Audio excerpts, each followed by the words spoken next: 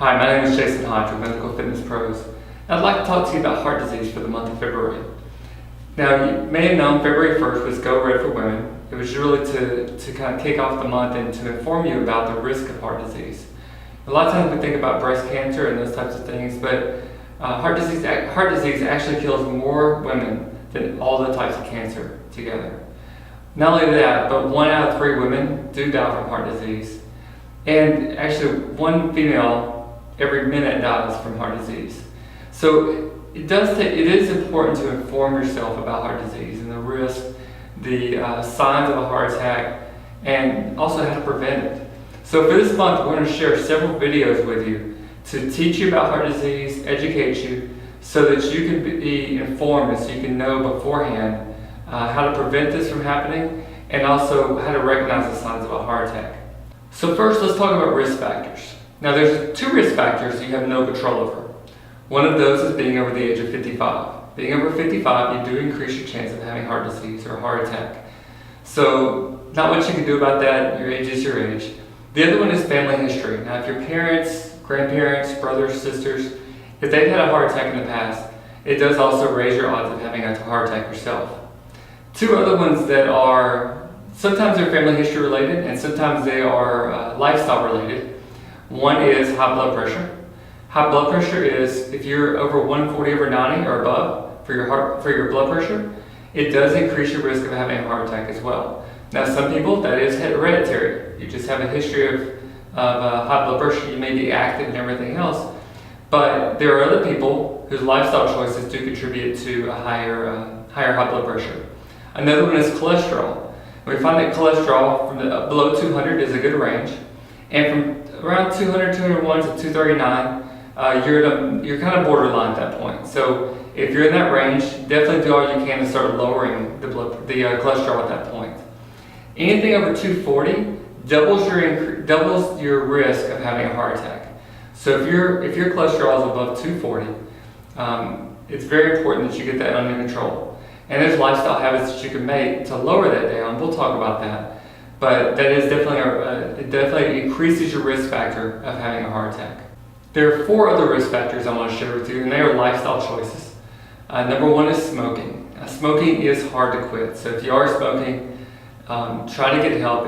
It's not an easy thing. And while it is a lifestyle choice, as we call it, it does increase your risk of having a heart attack. And it's something you definitely want to get away from as quick as you can. Another one is being overweight or obese. Now, being overweight or being obese is related to BMI. Basically, it's height versus weight. And as you lose weight, you do lower your risk of having a heart attack. Another risk factor is having diabetes. Now, if you have type 2 diabetes, you are at a higher risk of having a heart attack as well. If you're pre-diabetic, please take that as a warning sign. Do all you can to reverse the effects of it, to prevent diabetes from happening. Eating healthier, being physically active. Now, if you have been diagnosed with diabetes, try to do all you can to improve your health. Try to lose weight, try to eat healthier, try to exercise. Those things we work with people all the time. They're pre-diabetic or diabetic. It's important to make sure that when you have received that diagnosis, you don't just give up. You do all you can to improve your health and try to reverse the process of diabetes. There's a lot of things you can do to keep the disease from progressing. And you need to do all you can in your power to help with that. The last one I want to share with you is being physically inactive. Physical inactivity is basically not exercising, not being active, not doing things. That does increase your risk of having a heart attack. And there's some confusion about how much activity you need. We're actually going to cover that in a video coming up here soon. But being active is going to be a big thing as far as preventing you from having a heart attack later on. One final word of advice. Make sure you know what your numbers should be for different things, such as VO2 max, which is an indicator of cardiovascular health. Look at your blood pressure, your cholesterol, your resting heart rate.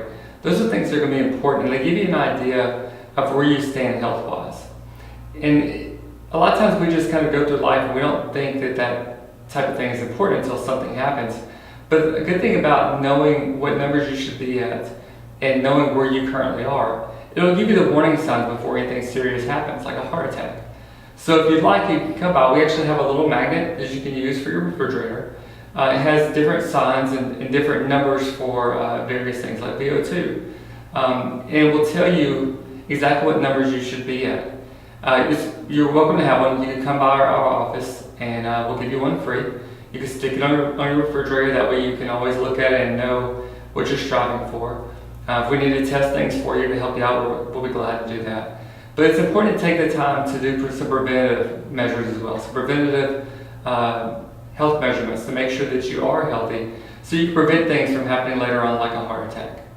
Now, in some upcoming videos this month, I'm going to share with you how to recognize the signs of a heart attack, what physical activity is, how much you need, and what types of modes of activity you can do. And then we'll also talk about nutrition and how to eat healthy so that you also will reduce your risk of a heart attack. I want to thank you so much for watching this video. I'm Jason Hodge from Medical Fitness Pros, and we're located here in Katy, Texas, and be glad to help you. You can reach us by phone at 281-500-6055, or feel free to visit our website, medicalfitnesspros.com, and look forward to sharing with you some more information in our next video. Thank you.